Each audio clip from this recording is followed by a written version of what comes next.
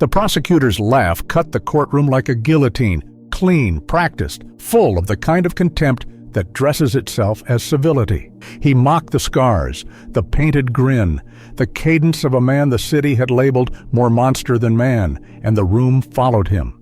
A ripple of polite amusement, a camera flash, the rustle of notepads. Joker sat perfectly still, palms folded, eyes like two small theaters, watching a play he had already written. For a moment his smile didn't reach his eyes, and for a moment that felt like forever, the entire room forgot how to breathe. "You're a joke," the lawyer said, loud enough for the microphones and cruel enough for the jury. The word landed like a sentence. Then Joker smiled properly, a slow, impossible thing that invited every camera to lean in. Nobody in that room knew whether they were about to see a confession or a finale. He stood. The sound of his chair scraping the tile became the first note of something that would not be explained by law books. Outside, the city carried on. Inside, time thinned. What Joker did next would not only stun the courtroom, it would force the city to decide, in a single sharp heartbeat, whether a wound could be a verdict. The scrape of Joker's chair was the quietest thunder the room would hear that day. He stood as if rising from someone else's memory, the painted grin sharpening into something older than paint. Cameras leaned forward like vultures. The jury tightened as if around a wound. The prosecutor, still smiling with the practiced cruelty of a man who had spent a life turning pain into polished arguments, thought he had already won. He thought he had humiliated the myth. He did not know the story Joker had already told himself 1,000 times in the dark, the story that had been growing teeth. Joker walked toward the bar with the slow, careful rhythm of someone who knows exactly how the floor will betray him. "You called me a joke," he said, voice low enough that the microphone swallowed it and the room leaned in. "Funny, isn't it, how the same town calls you a pillar and keeps your hands clean by calling them business?" The prosecutor's laugh tried to return like a moth, circling the light, but it was smaller now, private and brittle. Faces in the gallery fluttered from ridicule to unease, the way curtains respond to wind. People were asking themselves if they had been laughing at a man or at a mirror. He didn't shout. He didn't need to. He told a story, not about crimes or methods, those tedious, clinical things reporters love, but about the ledger of quiet decisions. The file misfiled, the call not returned, the child who waited at the hospital while an officer stamped a report and an official stamped indifference. He described the smell of disinfectant over a newborn's blanket and the hollowing out of the family that followed. And with each detail he spoke, the courtroom's architecture closed in, as if it, too, had ears and had been gossiping in the dark. People shifted. A juror covered her mouth. The judge's hand, used to tapping gavelwood, stayed small on the bench. "You are a very clever man," the prosecutor said finally, but the edge was gone. He had meant it as insult. The room heard something like praise. "Clever people tell themselves they are above consequence," Joker replied. "Clever people believe consequence is something to be managed, not received." He named names the way a weathered captain names stars, one by one, with the finality of navigation. He didn't read out indictments or present exhibits. He constructed portraits. A mayor who loved limelight more than schools, a judge who rewrote memos to save friends, contractors who paid with favors instead of invoices. He spoke in truth so small and particular that they felt like a betrayal even to those who had benefited from them. A scholarship withheld, a permit delayed, a promise shaped into an excuse. The room began to smell not of the antiseptic of law, but of something older, sour perfume and burnt paper. The ghosts of favors turned to ash. People in the back remembered votes. A reporter checked dates on a phone she thought she could trust. The prosecutor's hands, which had been steady enough to perform cross-examinations, now trembled when he folded them on the table. He was trained to hide this. Most men in his position are. But today, the tremor was a confession that refused to be lawyering away. Joker's voice folded into something almost human. "I didn't come to be judged by your rules," he said. "You built those rules so well, they hold everything except truth. So I built other things." He described nights of watching men who thought themselves gods trip on their own shoelaces, of watching secrets that had been rented out like apartments suddenly become homeless. He did not boast of cruelty, he confessed to its logic. The revenge at his heart had a simple compass. For every life a system had broken with paperwork and smiles, he would return an equal measure of reckoning. That was his math, ugly and exact. The courtroom tried to reassemble itself with phrases. Justice will decide. We won't be sidetracked. But inside those phrases, the syllables tasted like excuses. A woman in the gallery, hair pulled back in a way that suggested more resignation than style, began to cry softly. Not the theatrical sort of sob that seeks to be noticed. This was the sound of a private thing coming unstuck. Someone whispered, and whispers travel like wildflowers in dry soil. Then the twist. Joker didn't ask for the prosecutor's punishment. He didn't demand a confession or blood. He asked for attention. He asked the city to look at what it had refused to look at for years. He offered, with a smile that made no promises of mercy, to trade places with one simple truth: his guilt, his madness, his crimes, if, in exchange, the courtroom would acknowledge the ledger he'd narrated. It was a carnival bargain. He would be the public monster if the private monsters would at last be named. Silence became a living thing. The judge's gavel hovered like a bird unsure where to land. The prosecutor's lips moved. He tried to reassert himself. Upper hand, facts, precedent. But the words felt like stage directions in a play that had already changed endings. Cameras panned. Somewhere in the press boxes, the editor made a choice to put the live feed on the front page. And then, as if the city outside had been holding its breath through the whole monologue, the lights in the courtroom dimmed on their own. An old building's fuse, a scheduled maintenance.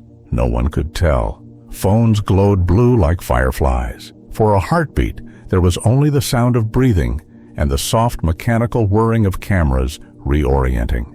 In the dusk, Joker's paint looked less like performance and more like an old map. Lines pointing to places people did not want to go. "Ladies and gentlemen," the judge called, voice thin with the effort of being authority in a room that had found its conscience. "Court will—" He didn't finish. The silence was not just absence, it was a pulse. And from somewhere beyond the shadow of the bench, a single voice, low, amused, unmistakably not a courtier's, whispered, "Look." Every head turned. In the darkness, a figure in the public gallery stood, backlit, and raised a hand. The hand was small and steady. Everyone leaned forward because the room had learned that the worst revelations often arrived as gentle things. Joker smiled without moving his lips. The camera found the silhouette. The city took a breath that felt like an ending and a beginning at the same time. Then, with the lights still low and the air tight, the figure spoke a name. The name landed like a stone, dropped into a still pool. Michael Carrington. And the ripples hit every face in the room with the same cold, precise truth. The prosecutor's laugh evaporated. He straightened as if some interior seam had been cut, his practiced composure frayed around the edges. People who had come to watch a spectacle found themselves suddenly at a confession no one had planned. The figure in the gallery stepped forward into a shaft of light that made her ordinary clothes look ceremonial. Elena, hair pulled back, eyes raw but steady, had been the woman who cried. She spoke without theatrics, voice clear enough that every recorder and every conscience could not help but listen. "I brought my son to the clinic," she said. "They told me forms were late. They told me there were no beds. They told me to come back tomorrow. Tomorrow came, and he didn't." She looked at Carrington and did something more damning than pointing. She named the day he had hung up on her, the time he had chosen habit over humanity. The prosecutor's mouth worked. He offered the lawyer's reflex. Denial in measured sentences, appeals to procedure, a flicker of righteous indignation. "This is irrelevant," he said. But even his protestations sounded like the last gestures of a man who has seen his stage change into a tribunal. The gallery hummed, some rose, others sat, all leaning as if gravity had shifted. Joker watched without the theatrics people expected. His face was a map of other people's grief. The paint was a threshold, not a mask. When Elena finished, she did not demand punishment.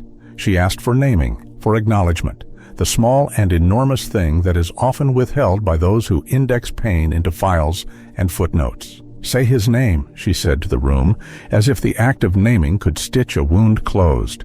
"Say what they did so it stops being a rumor people wear like perfume." That request was a spark. Another voice rose, a quiet man from the back who had once been employed by the municipal contracting office. He spoke of permits swapped for parties, of roads patched for profit, and left to crumble in neighborhoods that never voted. A young teacher cried out about grants redirected into glossy campaigns. The courtroom, trained to parse the law in clipped syllables, suddenly had to parse memory and consequence. Each testimony was a small private apocalypse, a refusal, an erased complaint, a ledger with names translated into lives. The prosecutor attempted to regain control, but his gestures now read as the flailing of someone trying to tidy a house that has been set alight. "Order," the judge called, voice threaded with the strain of authority under new pressure. "This is not—" The words failed to finish. The judge could see, perhaps for the first time in his solemn career, that the law had become a room where people were finally being allowed to speak themselves into history. Joker moved like a man closing a book. He didn't shout triumph. He settled his palms on the bar and let the hush be an answering chorus. "You wanted me," he said softly to Carrington. "You wanted a face to blame, and you found one. But tell me this, when they asked for help, did you ever look them in the eye and call them by what they were, or did you make them into a problem to be scheduled?" The prosecutor's jaw ticked. He had spent a life negotiating the shape of blame. Tonight the shape would not fit his hands. Outside the courthouse windows, people in small clusters began to rearrange their plans. A city of habitual postponements now had a moment it could hold like a hot stone. Newsrooms leaned in. The live feed that had been a novelty became a mirror, and in that mirror, faces flickered, some flinty with resentment, others wet with relief. The ripple became a tide. Witness after witness stepped forward. Nurses, clerks, a woman who had once been a campaign manager and who now placed responsibility for a patient's death on the doorstep of official indifference. Each name spoken assembled a lattice of consequence that could not be dismissed as the ranting of a madman. One of the jurors, a man who had kept his hands folded and his eyes down, rose slowly. He did not read from notes. He read from a life. "I voted for him once," the juror said to Carrington, and the admission fell like a verdict. "I believed in promises. I gave you my trust, and you turned it into theater." The admission was simple and dangerous. The machinery of society had been participatory, and the implicature reached deeper than any single official. Security moved toward the gallery as if to restore order, but order had already changed its definition. People were no longer content to be ushered into silence. They wanted names to be carried into daylight. The judge, face pale and human, tapped the gavel and then lowered his hand as if to spare himself the sound of condemnation. "We will hear," he began, and the chamber leaned toward the ellipsis. Joker let the silence bloom. He had offered himself as a public monster, not to end the conversation, but to start it.